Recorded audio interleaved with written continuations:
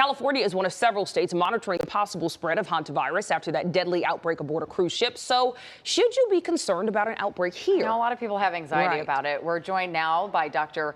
Rimoin, who's an epidemiology professor at UCLA. Thank you so much for being with us this morning.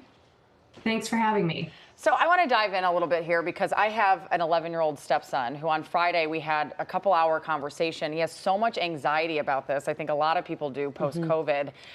Why is this outbreak getting so much attention if we keep saying it's so hard for it to pass on?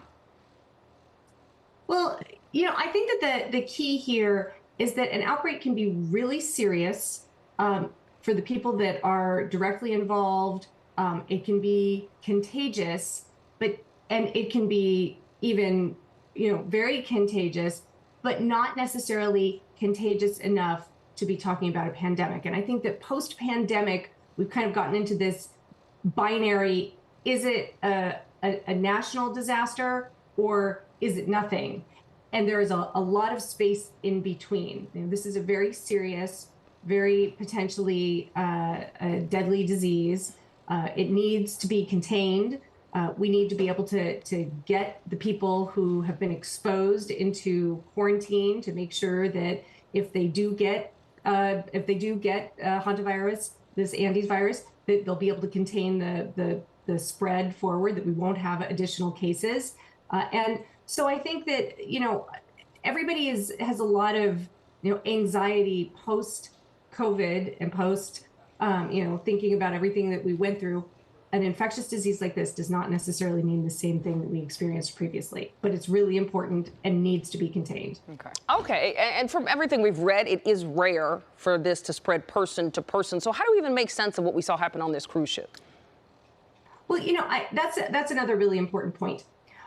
This Andes virus and hantaviruses in general, I mean, we know that there are cases. There are definitely some experience with it, but it's not as common as something like influenza or another virus that we know so much about. And it's normally in rural areas where it's very, in small places. But now this virus has made its way onto a cruise ship. We know that cruise ships can be amplifiers of disease. People are in contained spaces, close together, eating together, sharing a lot of spaces. So it's much easier for something to spread in that situation.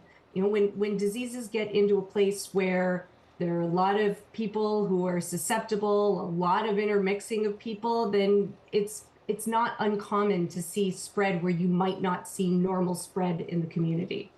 So we know that a couple of Americans were evacuated. One now, it appears, has tested positive, but they're saying they mildly tested positive. What does that mean? Well, it can mean a variety of things. Mildly positive is not really a technical term. It means that it might have been a very faint positive, so something where it just means that somebody might be at the very beginning of an infection, because the kind of test they did, the PCR test they did, is very, very sensitive. But so maybe at the very beginning of an infection, maybe at the very end of an infection, maybe somebody, or maybe a false positive test. These tests also often are repeated, can be, may need to be rerun to ensure that it is actually identifying hantavirus. So right now, I think we're waiting to hear more information. It would not be surprising if we see a couple more cases off of the ship because those people were in very close contact. But it doesn't mean that this necessarily then will spread further. And it also means they're doing the right thing. Somebody tested positive, even with a mild positive, they put them in a biocontainment unit, they're separating them, they're getting them to care, they're treating them like a positive, and they'll continue to test this person. Okay, and then so quickly, kind of what you just touched on, do you agree with how all of this has been handled as an expert? Because I think the public is watching something going, why are they then sending them off to different countries? Why are they being sent here or there? Does anything look off to you in the response to this? Well, I think that this kind of an outbreak is very complicated.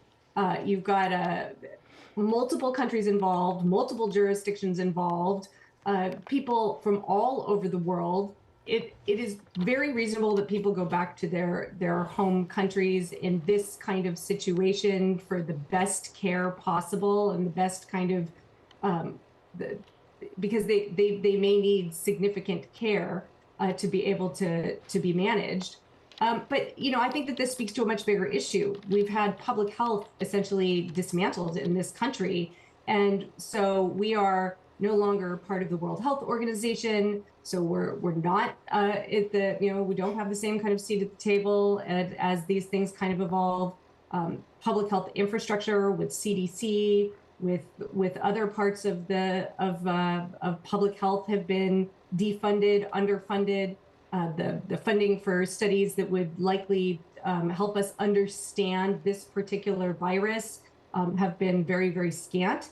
So I think that this is another situation where it's much better to stay out of trouble than it is to have to get out of trouble. And to be able to do so, you really need robust public health infrastructure locally, nationally, and globally. And this should be a real wake-up reminder that we definitely have to be concerned about infectious disease threats and be ready at all times for it. Dr. Rimoin, thank you so much for being with us and breaking this down for us this morning. We appreciate it. It's my pleasure. Thanks for having me. Definitely something a lot of people are concerned about.